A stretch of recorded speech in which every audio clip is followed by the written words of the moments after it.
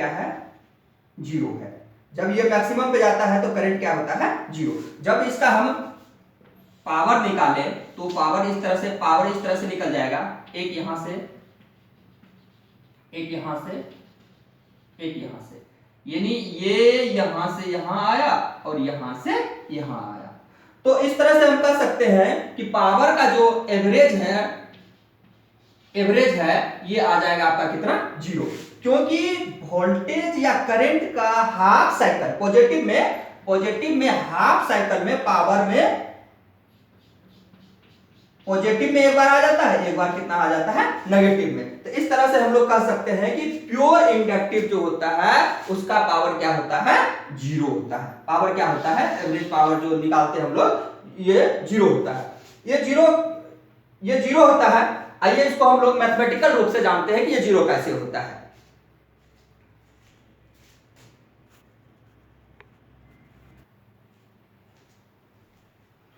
तो आइए हम लोग मैथमेटिकल रूप से जानते हैं कि इसमें करंट, सबसे पहले तो ये जान लेते हैं कि करंट कितना पीछे रहता है और कैसे रहता है। सबसे पहली बात है कि ये हम लोग जानते हैं कि फैराडे लॉ के अनुसार जब किसी इंडक्टर से होकर के करंट फ्लो करवाते हैं तो उसमें क्या होता है, इस पॉइंट में और इस पॉइंट में पोटेंशियल डिफरेंस आ जाता है, पोटेंशियल डिफरेंस आ जाता है फैराडे के लॉ के आधार पे। क्योंकि फ्लक्स जो होता है वो डायरेक्ट करंट के प्रोपोर्शनल होता है।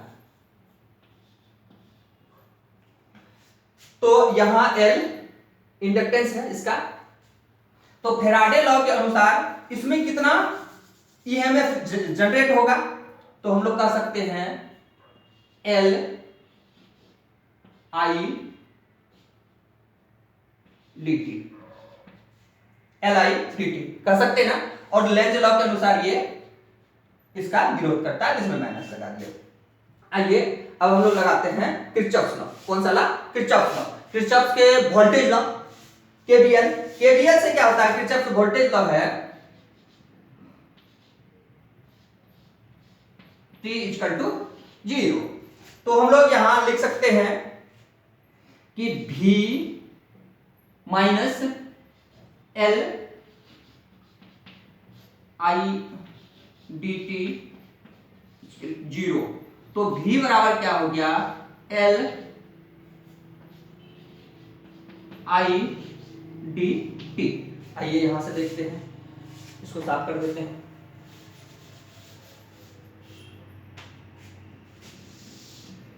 तो ये यहां ये आ गया, तो इसको हम लोग लिख सकते हैं क्या, I, तो ये आ गया, नीचे आ गया V बाय L dt। तो यहां लिखो I V sine omega t L dt।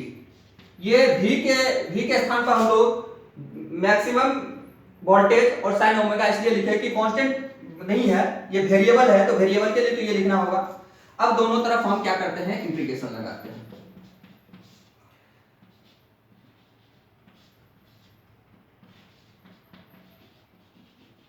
Sine omega dt, तो ये आ गया आपका I, ये इसको अब कांस्टेंट है तो इसको हम क्या करें, बाहर निकाल लें। ये आ गया आपका साइन ओमेगा t dt, फिर इसको आप निकालो तो क्या हो गया Vm बाय L, और इसका ये कितना आ गया आपका साइन ओमेगा का कॉस माइनस ओमेगा dt। तो इसको यहां ले आते हैं, तो ये आ गया, इसको ओमेगा को बाहर निकाल लेते हैं यहां, तो I बराबर हो गया आपका Vm L omega cos, minus यहां ले लेते हैं, रहने दो। तो ये आ गया आपका माइनस कॉस ओमेगा t। अब यहां कॉस में तो यहां साइन है, तो इसको भी साइन में लाना होगा, क्योंकि कॉस में तो हम लिख नहीं सकते हैं।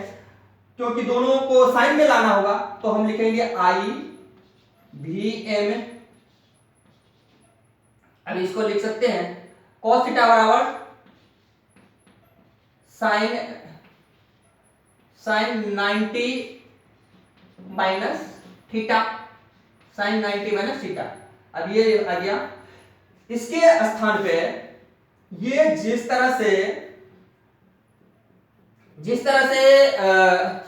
कंडक्टर में रेजिस्टेंस होता है, उसी तरह से यहां हम लिख देते हैं I बराबर क्या होता है V बाय R।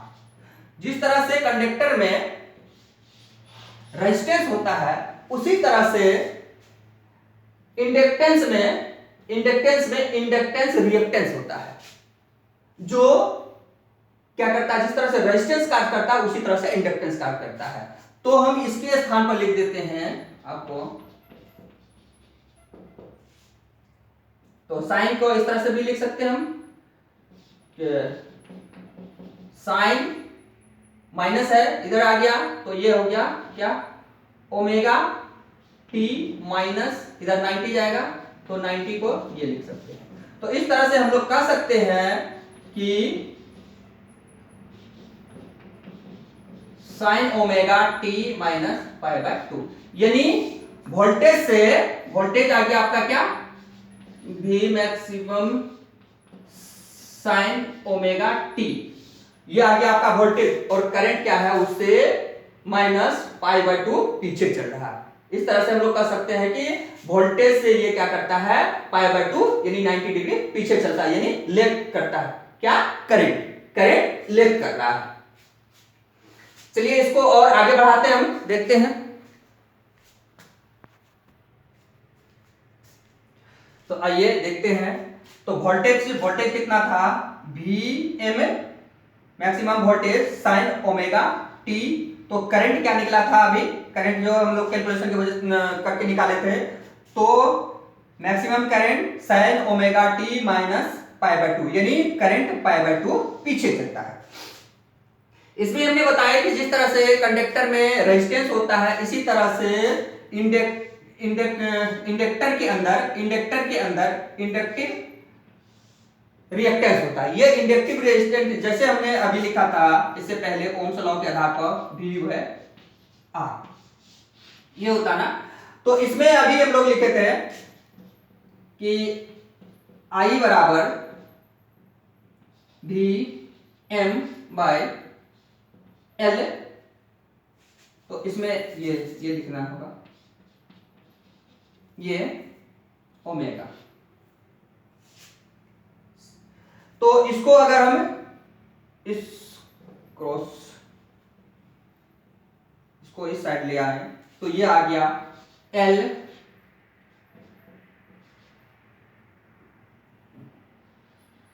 V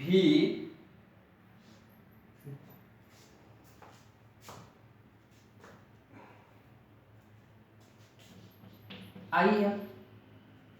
तो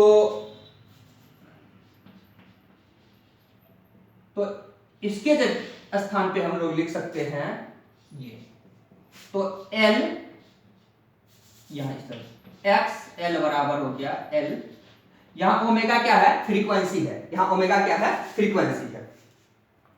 आइए इसका हम फेजर डायग्राम बनाते हैं। फेजर डायग्राम किस तरह से बनता है, जो ये करंट और वोल्टेज का जो डिफरेंस है, तो वो फेजर डायग्राम के थ्रू दिखाने का कोशिश करते हैं।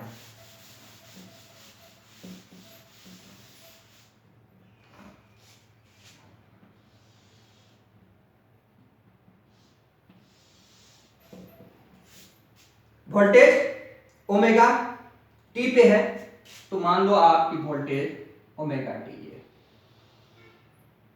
ये क्या है आपका वोल्टेज, क्या है वोल्टेज, ये मैक्सिमम वोल्टेज जो साइन ओमेगा है, या वोल्टेज लिख दो आप, ये कितना है आपका ओमेगा टी।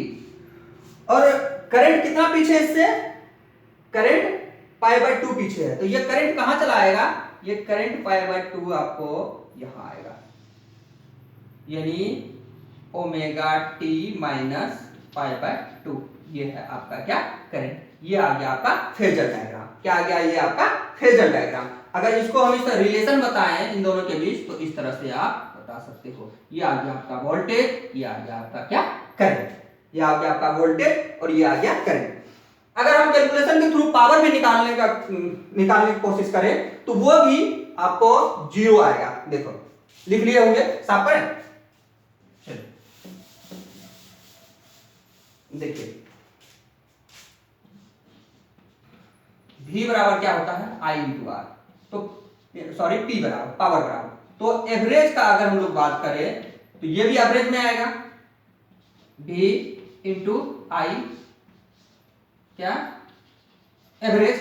जब इसका एवरेज लेंगे तो P एवरेज बराबर हो जाएगा वोल्टेज। वोल्टेज क्या है आपका, ये रहा Vm sign omega T bracket और इसका तो I sign omega T minus pi by 2। तो इन दोनों को निकालो आप एवरेज से, तो ये दोनों कांस्टेंट है, तो इन दोनों को निकाल लें, Vm इंटू आई एम, और इसका अगर पूरा तरह से अगर हम इंटीग्रेशन करके इसको निकालें तो ये क्या आ जाएगा आपका 0। यानी पावर एवरेज रूप से क्या कर सकते हैं हम, जैसे कि पहले निकाल के आपको दिखाए थे, पावर आ गया 0। किसका, प्योर इंडक्टिव लोड का। यानी प्योर इंडक्टिव लोड जो होगा उसका पावर कितना हो जाएगा 0, एवरेज पावर। क्योंकि हम इसका एवरेज करंट भी एवरेज में ही निकालते हैं, तो पावर एवरेज क्या हो जाएगा 0। Thank you. कैसा लगा ये क्लास?